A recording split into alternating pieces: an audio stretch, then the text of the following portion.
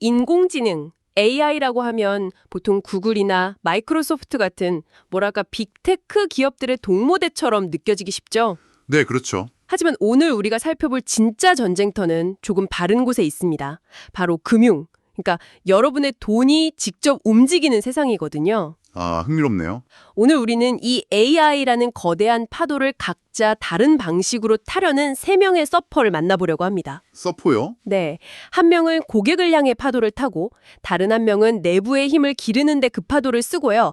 마지막 한 명은 아예 파도 자체의 흐름을 바꾸려는 시도를 하고 있습니다. 바로 로빈후드, JP모건 체이스, 그리고 페이팔입니다. 아주 딱 맞는 비유인데요.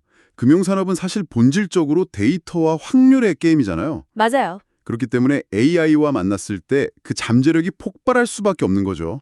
이건 단순히 새로운 앱 하나 출시하는 그런 수준의 변화가 아닙니다. 아, 그 이상이라는 거군요. 네, 돈의 흐름을 예측하고 위험을 관리하고 자본을 배분하는 방식, 그러니까 금융의 신경망 자체가 완전히 재설계되고 있는 겁니다.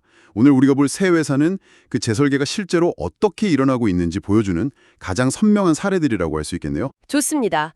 그럼 첫 번째 서퍼, 개인 투자자들을 향해 파도를 타는 로빈후드부터 시작해볼까요? 네, 개인 투자자분들께는 정말 애증의 이름일 텐데요. 이들이 코텍스라는 새로운 AI 어시스턴트를 내놓는다고요? 네, 맞습니다.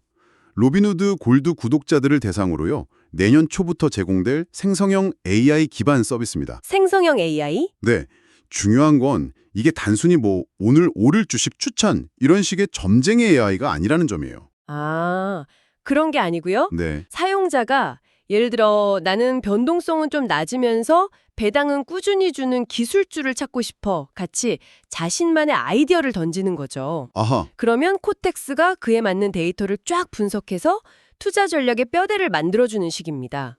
그러니까 일종의 개인 맞춤형 퀀트 펀드 매니저를 제공하겠다는 거예요. 와, 마치 모든 투자자에게 똑똑한 리서치 조수를 한 명씩 딱 붙여주는 그런 그림이네요. 바로 그거죠. 그런데 이 카드를 왜 하필 지금 꺼내 들었을까요? 최근 로빈후드 상황이 썩 좋지는 않았잖아요. 네, 맞아요. 11월 거래량이 급감하면서 주가도 두 자릿수나 하락했고요. 바로 그 지점이 핵심입니다. 이건 기술 과시용 쇼케이스가 아니고요. 생존을 위한 절박한 승부수라고 봐야 합니다. 생존이요? 네. 거래량이 줄었다는 건 사용자들이 시장에 흥미를 잃고 떠나고 있다는 가장 위험한 신호거든요. 아, 그래서 로빈후드는 코텍스를 통해 사용자들에게 새로운 장난감이자 강력한 무기를 쥐어주는 거죠. 그걸로 다시 플랫폼으로 불러들이고 거래 버튼을 누르게 만들려는 겁니다. 떠나간 투자자들의 참여를 다시 불붙이기 위한 기폭제 역할인 셈이죠. 위기 타개용 카드라는 건 알겠습니다. 하지만 이게 정말 효과가 있을까요?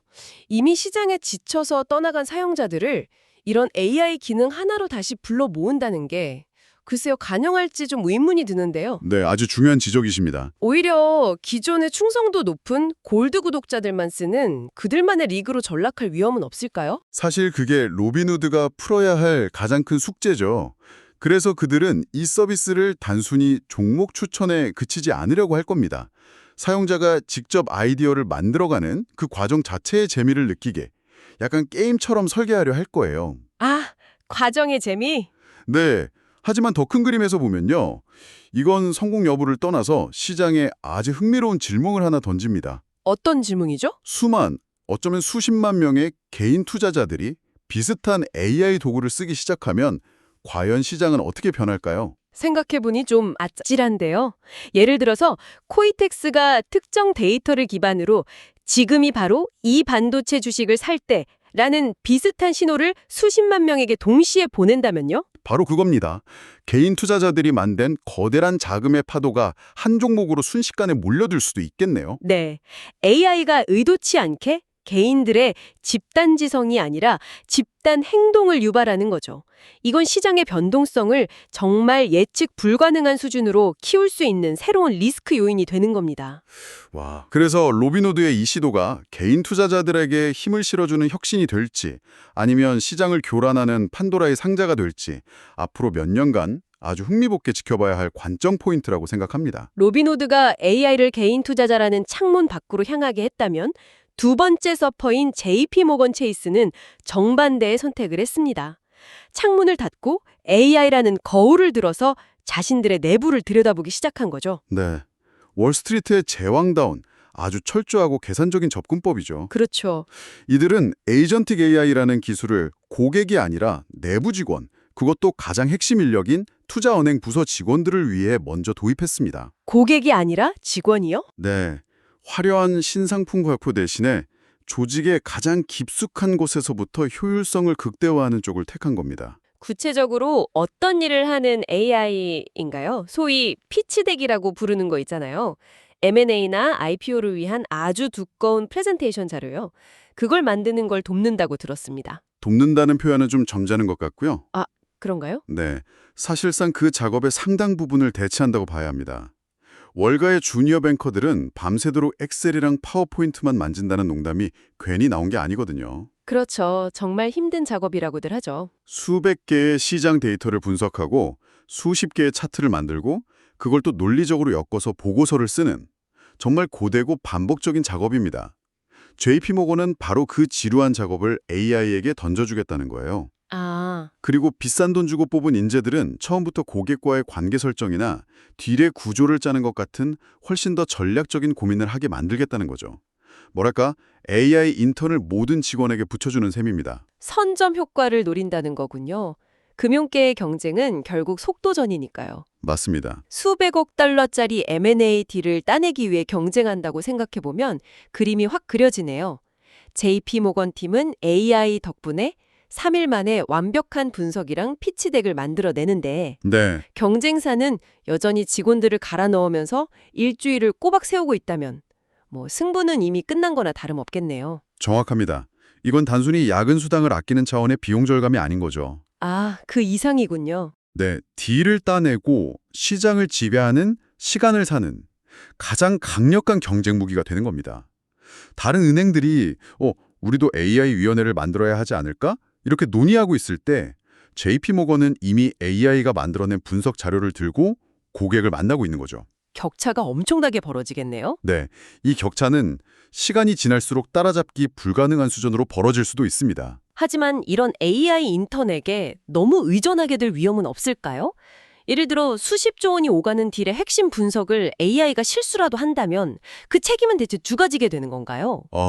인간 직원은 그저 AI가 뱉어낸 결과를 검토만 하는 역할로 전락할 수도 있는 거고요. 그 부분이 바로 JP모건 같은 거대 금융기관이 가장 고심하는 지점입니다. 그래서 처음부터 AI를 완전한 의사결정자로 두는 게 아니라 인간 전문가를 위한 강력한 조수로 역할을 한정하고 있죠. 아, 조수. 네, AI는 방대한 데이터를 처리해서 가능한 여러 시나리오와 근거를 제시하고 최종 판단과 책임은 인간이 지는 구조입니다. 하지만 말씀하신 것처럼 인간의 비판적 사고 능력이 AI의 편리함에 무뎌질 수 있다는 건 이건 장기적으로 반드시 관리해야 할 위험이죠. 그렇죠. 이 AI 인턴이 언젠가 상사의 자리를 넘보지 않으리란 법은 없으니까요. 정말 흥미롭네요.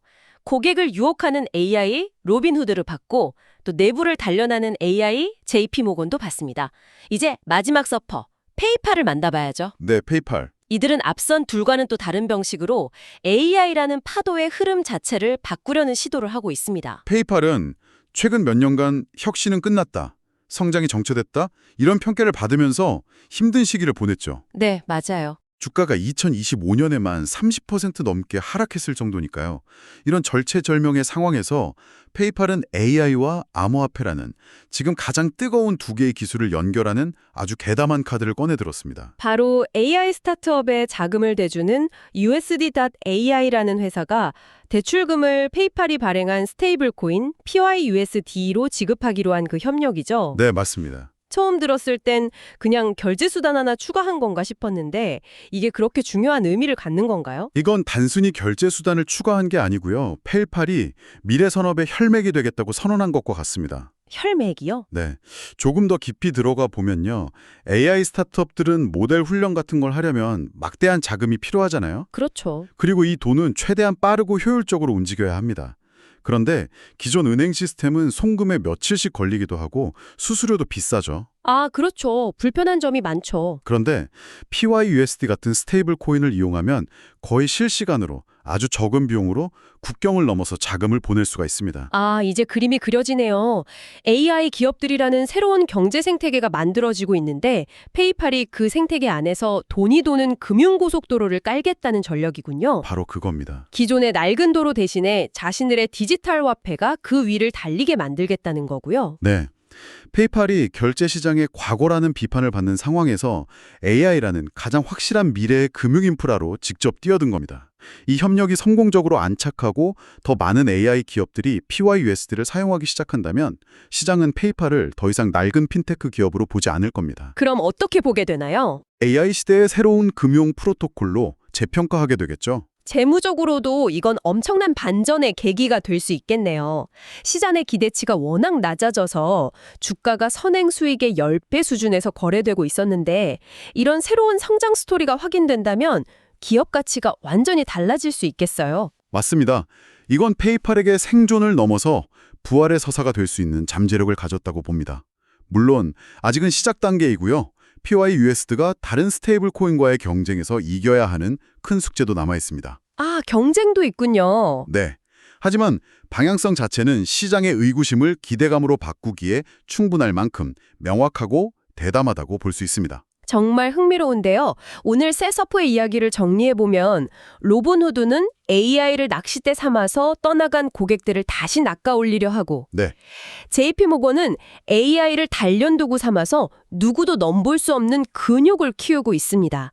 그리고 페이팔은 AI라는 새로운 바다에 자신들만의 항로를 개척하려 하고 있고요. 아주 좋은 정리네요. 빅테크 기업들이 AI 기술 자체로 헤드라인을 장식하는 동안 금융계에서는 이렇게 우리가 돈을 벌고 맡기고 쓰는 방식의 근간을 바꾸는 거대한 변화가 조용히 하지만 훨씬 더 치열하게 진행되고 있었네요. 맞습니다. 세 회사 모두 각자의 생존과 번영을 위해서 AI라는 도구를 어떻게 활용할지 정말 치열하게 고민하고 있죠. 하지만 지금까지 우리는 금융회사들이 AI를 어떻게 활용하는지에 대해서만 이야기했습니다. 네, 그랬죠. 어쩌면 앞으로 우리가 던져야 할 더 중요한 질문은 이것일지도 모릅니다.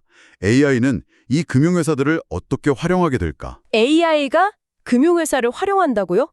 그건 마치 도구가 주인을 사용한다는 말처럼 들리는데요. 그렇죠. AI가 단순한 인턴이나 조수를 넘어서 스스로 판단하는 주체가 된다는 의미인가요? 그렇습니다. 한번 생각해 보세요.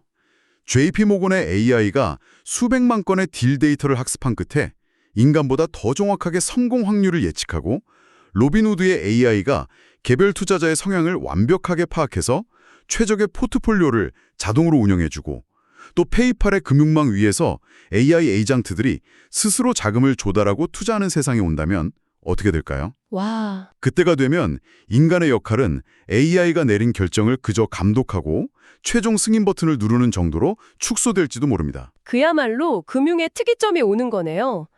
효율성은 극대화되겠지만 동시에 시스템 전체가 인간의 통제를 벗어난 거대한 블랙박스가 될 수도 있겠다는 생각이 듭니다. 바로 그 지점입니다.